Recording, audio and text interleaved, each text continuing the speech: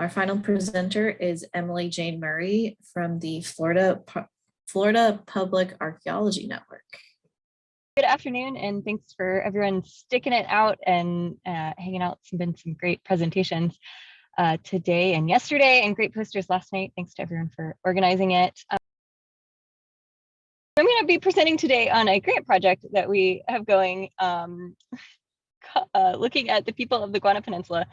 And I wanted to start my presentation with just a land acknowledgement because the Guana Peninsula has been home to numerous indigenous peoples and cultures spanning back at least 6,000 years, including but not limited to the Timucuan, the Wali, and the Seminole. Those are just some of the groups that we know what to call them. And the land also served as a home to the Gullah Geechee people, who today continue to carry on the rich traditions of their ancestors, who were brought here by the Europeans and the Americans to cultivate the land in bondage. All right, so the project overview here, we have shortened the name from the formal grant proposal to just be People of the Guana Peninsula, so it's a little easier to come off the mouth. And essentially, we are looking at how people past and present have used the resources at the Guana Peninsula. So here is, sorry, I can't get the timing of my slide changes going. Okay, so here is our whole big long abstract, but the main point, the main focus is to better understand through a combination of archaeological investigations and applied anthropological methods, how people have used these resources in the past, as well as how people continue to use the resources today. We're thinking about this under the threat of the climate change impacts that we're seeing to a lot of these cultural resources, but also just seeking to learn, how are communities continuing to be tied to the landscape today? How have things changed? Who's no longer here? Who's moved in and has started, redoing, working on some of the same practices like fishing that we've seen have happening here. We are borrowing from the North American Heritage at-Risk Working Group, or NAHAR, and this is a group that we've been involved in to develop kind of a research pipeline to guide the projects like this. So doing modeling to monitoring, meeting, methodizing, and then mitigating, and I'm going to talk about each of these steps in a little more detail. But if you're interested in learning more about that group, their website is nahar.hcommons.org.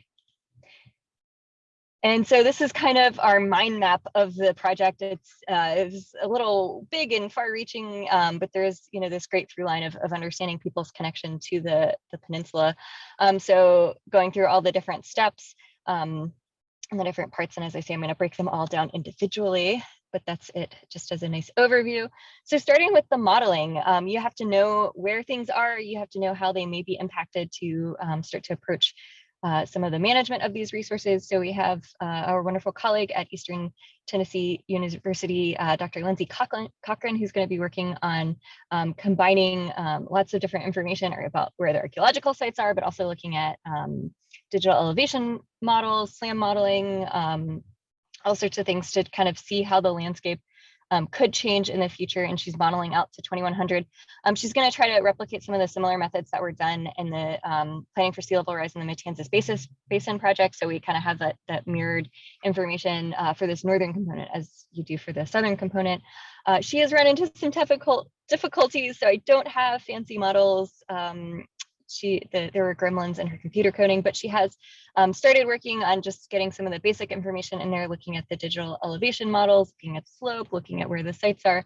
And she's put a nice big buffer around the project area too. So stay tuned for that. When she gets the code sorted out, we'll have some really cool results that we'll be sharing soon.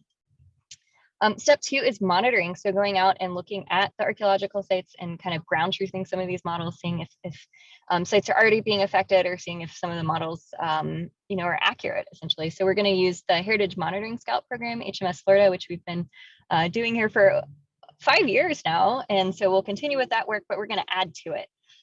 So we're going to add using digital documentation methods such as photogrammetry and terrestrial laser scanning. And what that will do is help us create very accurate, measurable models of the shorelines that we can compare through time. So looking at how they're changing, and we can actually get like volumetric measurements and things of that nature. And so we're going to focus on at least 4 sites: Shelboff Landing, Wrights Landing, south of Wrights Landing, and then there's another site we have our eyes on. And we will also continue with our shoreline mapping project as well. But we have volunteer days to get people out to do some of the basic monitoring. So the first Monday of every month, we'll have these activities going on. So the first one is March 7th. And so anyone is welcome to come and join us. I'll get with Shannon to send out a reminder email to some of the volunteers there, and we'll be posting it on our website as well. So we'll have this going on. But then, as I say, we'll also be doing the shoreline mapping.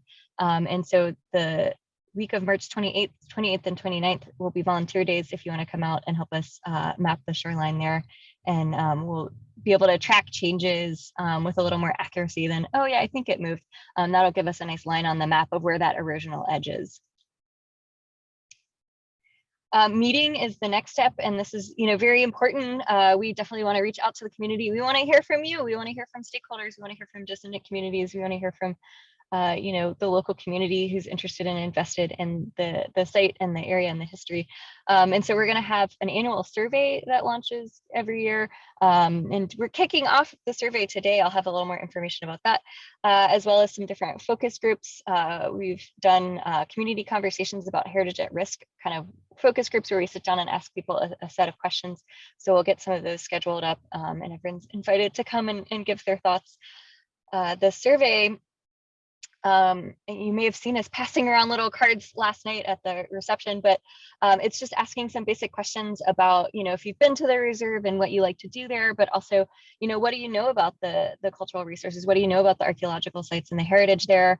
Have you seen climate change impacts already? And, getting some thoughts that you may have about, what kind of strategies we can take to address these issues. So if you have your phones out and you're quick, you can scan the screen, and that QR code will take you right to the survey. And I'm also putting the link to it in the chat box, so you can save that and come back to it. And it should only take less than 5 minutes. There's 10 questions, and then there's some demographic information we're collecting as well. So from all of that data, from the modeling data, from looking at what's happening on the ground, and from talking with the communities, we're going to get to our next step, which is methodizing, which is figuring out what to do. Which sites are most threatened, which sites are people most passionate or most interested in, which sites are we seeing impacts happening to, which sites do we think are going to end up not looking great in a few years. So figuring out what the strategy can be. Some of the strategy may just be, let's keep monitoring it. Some of the strategy, maybe let's talk to some of the land managers here and see if there's ways to shore up shorelines or do living shoreline projects. And then some of the mitigation will also end up being excavation. And so our last step will be that mitigation. And we're partnering with Flagler College's archaeology program, Dr. Lori Lee, who specializes in African diaspora studies and indigenous studies. And so we're going to go out and kind of look for some of these underrepresented groups in the archaeological record, and kind of focus on some of the most at-risk sites to get information from them before they are potentially lost. So we'll have public excavation days and community archaeology days and all that we'll be posting when we get those kind of factored in. We're still at steps 1 and 2, so we got a ways to go before we get to that part, but we'll keep everyone posted. We do have lots of kind of tangible outputs that will involve, these models, the surveys, the reports. We are going to have a story map that will be available online for the public, as well as a traveling exhibit to look at, and then lots of other intangibles, which will include kind of the frameworks for all of these things that we're working on, and kind of this thought process behind some of what we're doing and some of the information that we're getting out of the sites. We have a great team consisting of myself, Sarah Miller from FPN, as I mentioned, Dr. Lori Lee. We have some different experts that we're bringing in, more of our team members, Cassie, who's in charge of all of the data, and Leah and Emma. We have some great experts that we're bringing in to help with doing the survey and doing the modeling and doing mitigation and excavation, as well as some kind of behind the scenes technical guys who are helping with the photogrammetry and the laser scanning, as well as helping us keep that database of data going.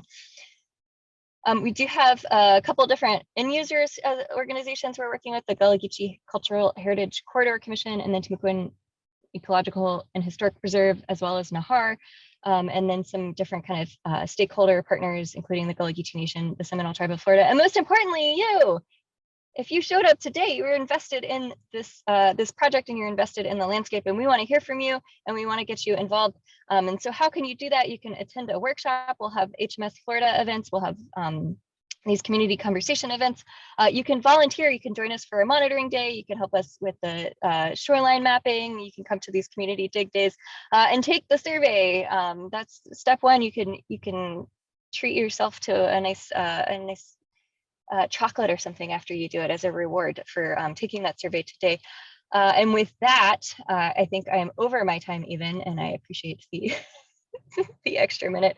If you want to learn more, we are holding quarterly public meetings where you can come and hear the team talk about each of the different steps and learn a little bit more. And so the next one is actually next Tuesday at 10 a.m.